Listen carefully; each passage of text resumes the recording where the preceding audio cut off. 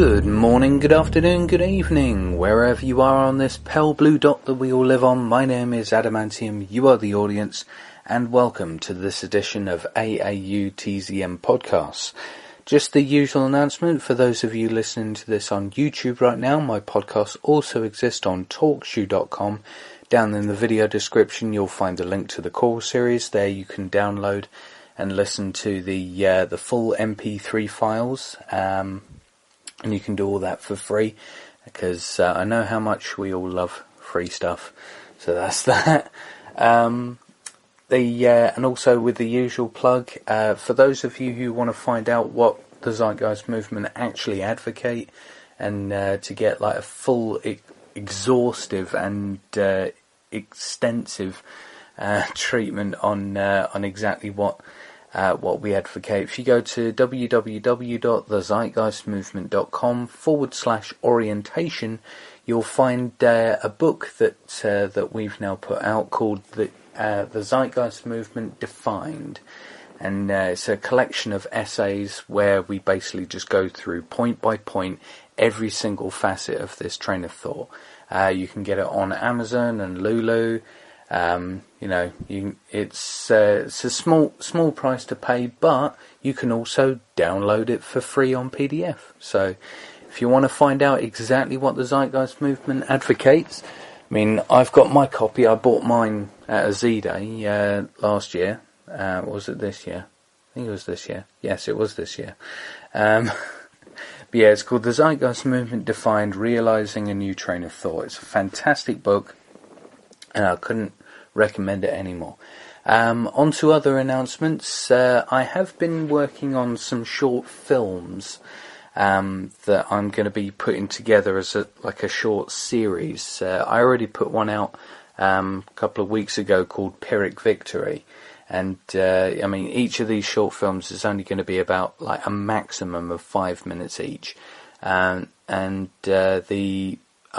currently working on a sequel to Pyrrhic Victory. I mean, it feels so weird to be referring to these as sequels when in fact they're just little shorts.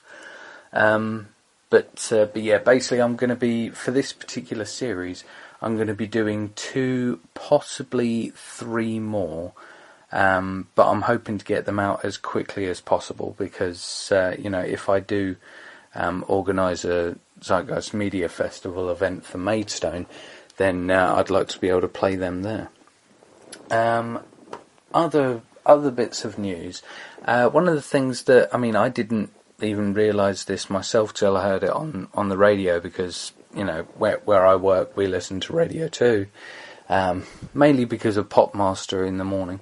But I heard that it was the 25-year anniversary of the Tiananmen Square massacre. Now, I'd heard little bits and pieces about this sort of thing in the past, but I never really delved into, what it was, what it consisted of. And I mean, one of the points that the Chinese establishment made is to basically hide the details from the public, and sort of like try to sweep it under the rug. And even with my initial cluelessness on this situation, it sort of proves how it was successful there. But essentially what happened was that civilians were gunned down indiscriminately by Chinese military forces, and these people, they were just peaceful protesters. They'd occupied Tiananmen Square for I think a few weeks beforehand. I'm not completely clear on all the details, because just today after I got home from work, I decided to read up about it a bit, but there was a lot of stuff involved. But it was the idea that these people would not believe that the troops would actually open fire on them, which they did. I mean, they were just standing there dumbfounded, even as their own troops were aiming guns at them, and just completely unbelieving that the military would indiscriminately fire on them to enforce their tyrannical power. But as we know, they did. That's why it was called a massacre. But even some people today, I mean, there was a woman on the radio who told a story of, like, I think her mother or some relative of hers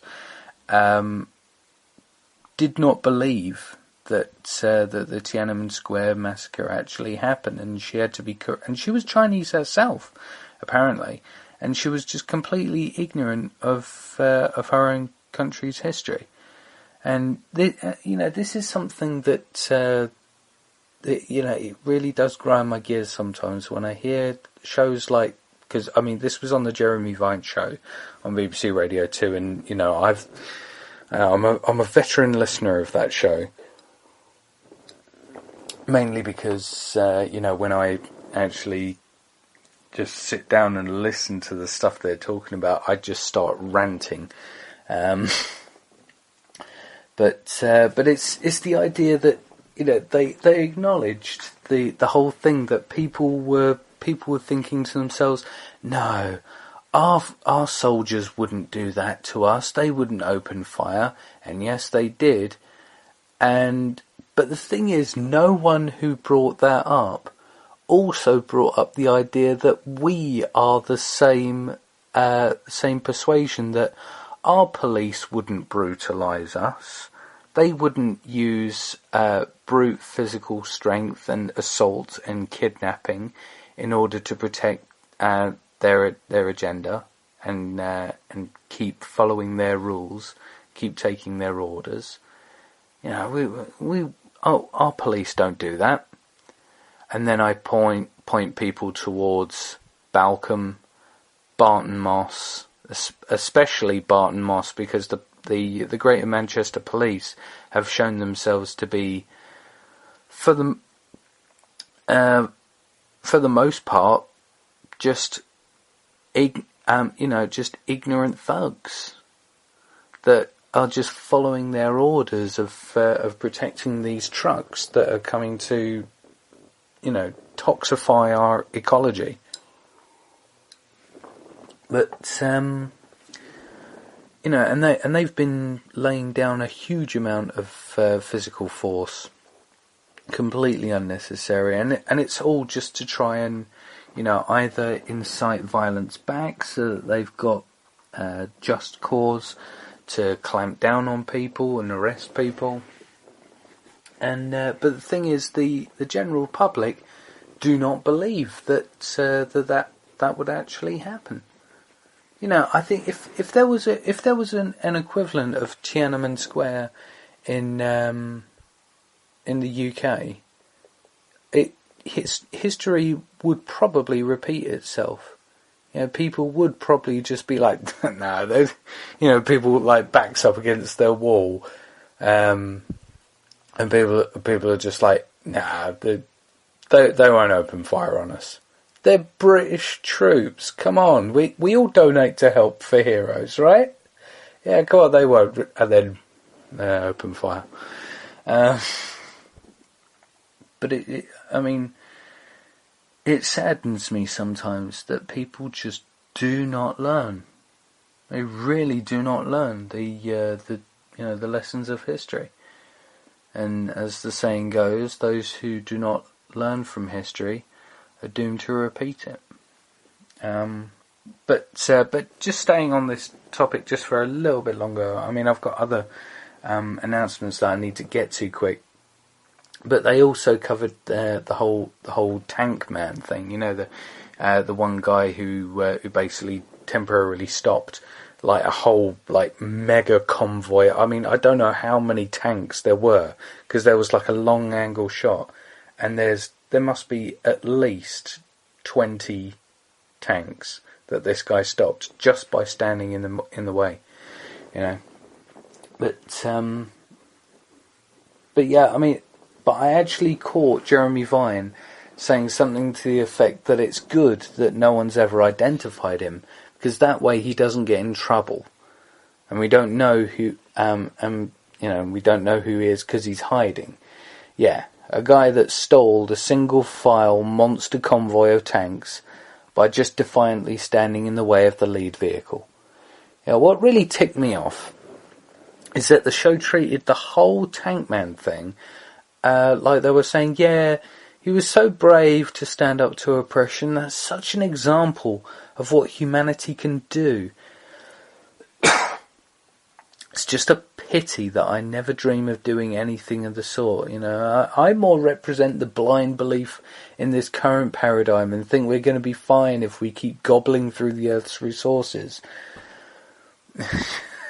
It really does frustrate me sometimes when people who champion the status quo, they hold people like that up as like iconic figures. I mean, those are the words they used, iconic figure.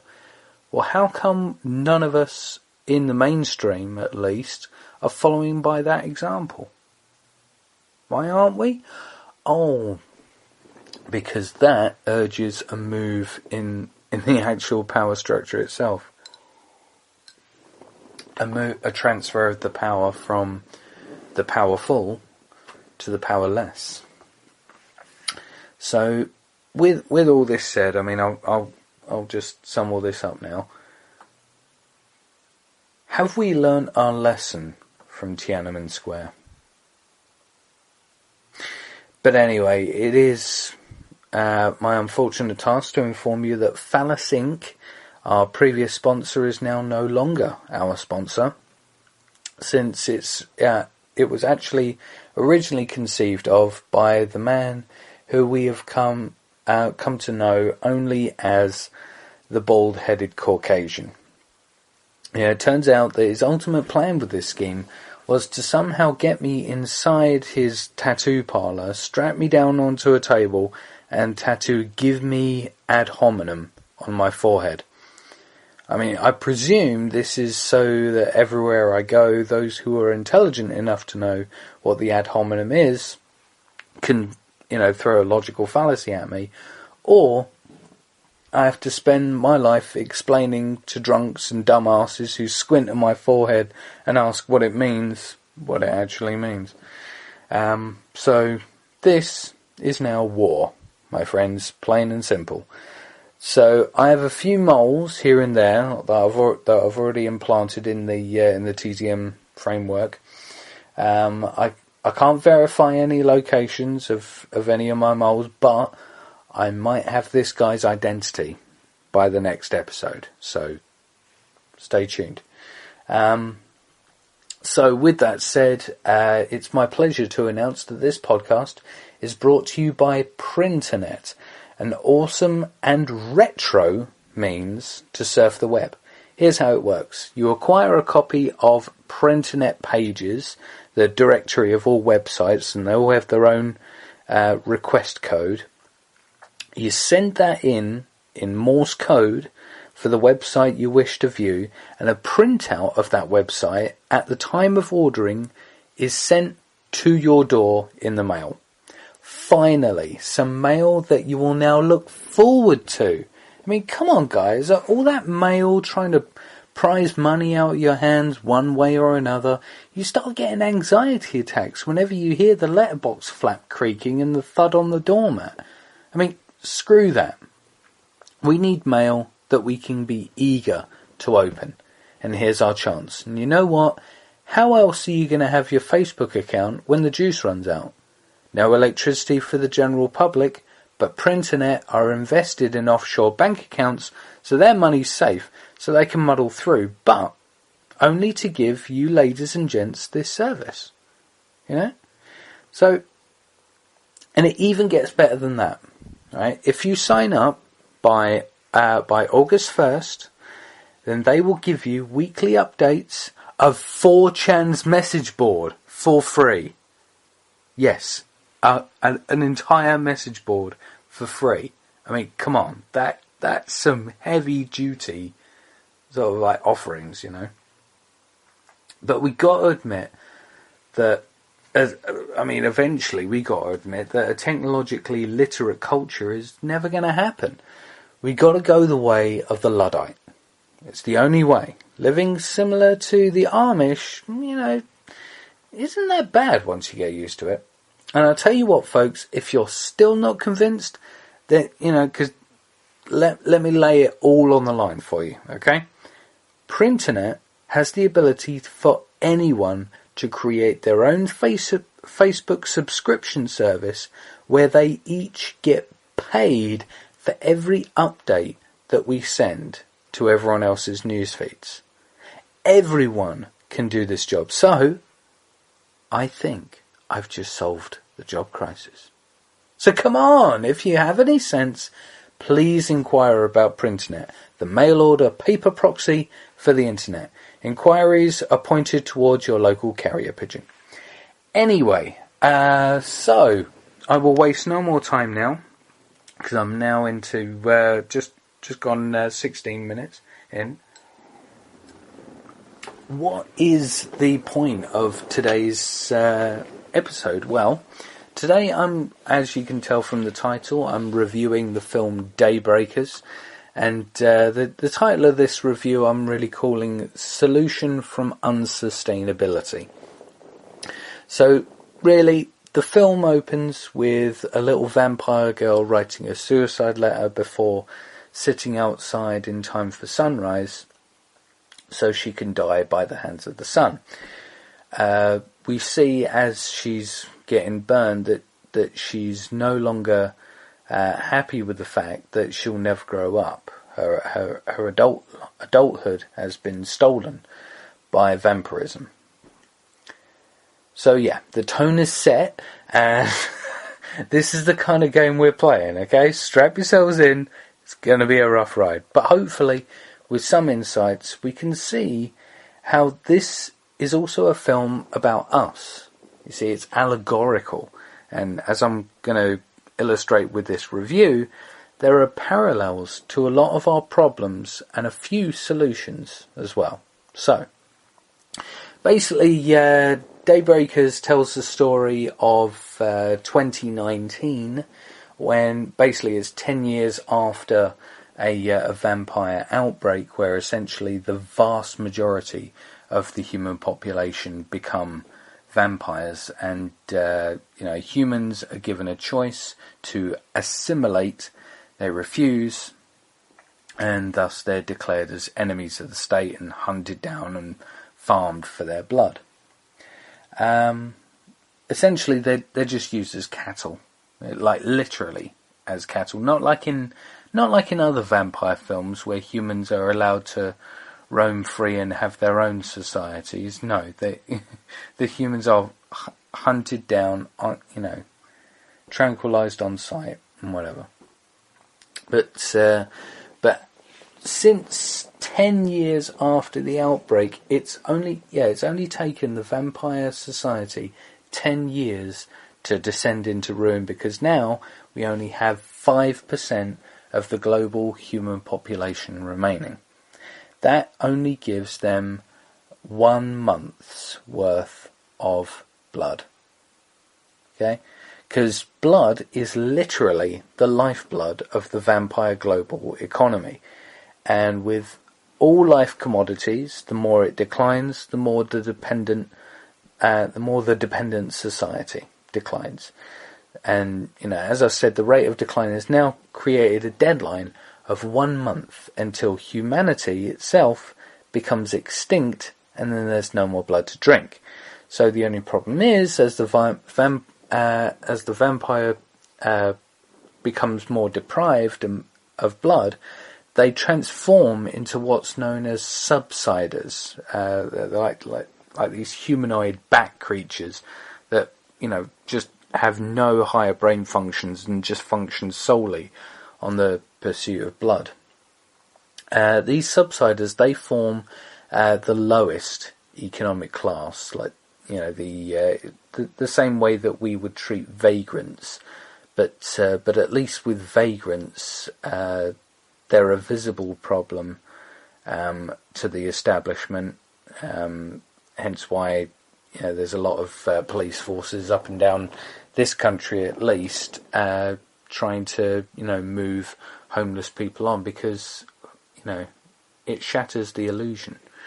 But I'm not going to get into that. But yeah, I mean, essentially the subsiders, they're not talked about, even like there's a small briefing of how a vampire becomes a subsider, because they do some experiments with blood deprivation, and all this information is classified. Now, why would it be classified? Well, for one thing, if people knew what would happen to them when they were deprived of blood, then they might be more panicked in their purchasing of blood, and it would just speed up the decline of the system even more.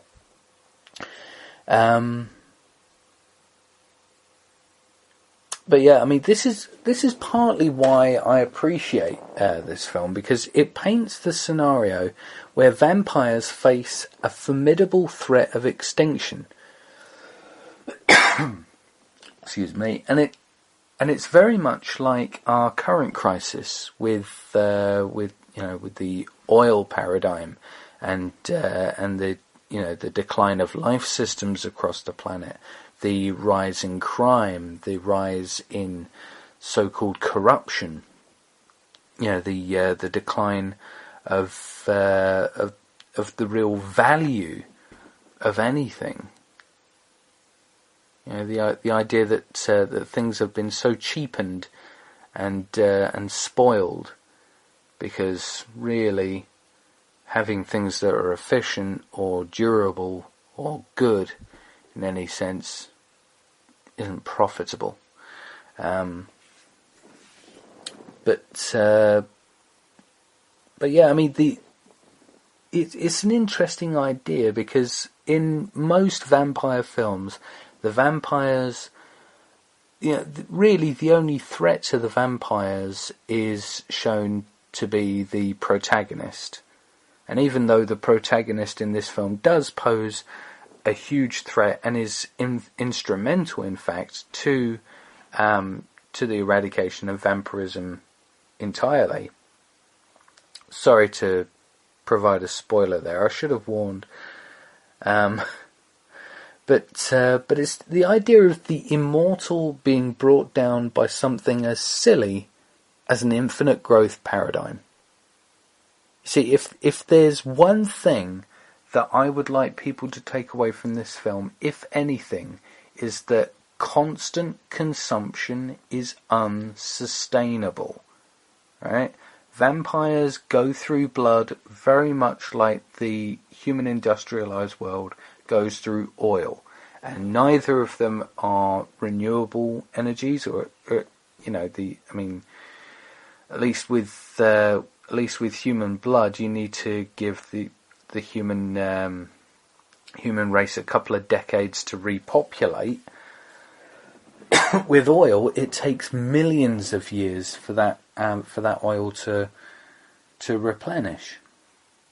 So the idea of just gobbling through it at a wanton rate, it's just, well, as Peter Joseph phrased it in Zeitgeist Moving Forward, ecocidal insanity.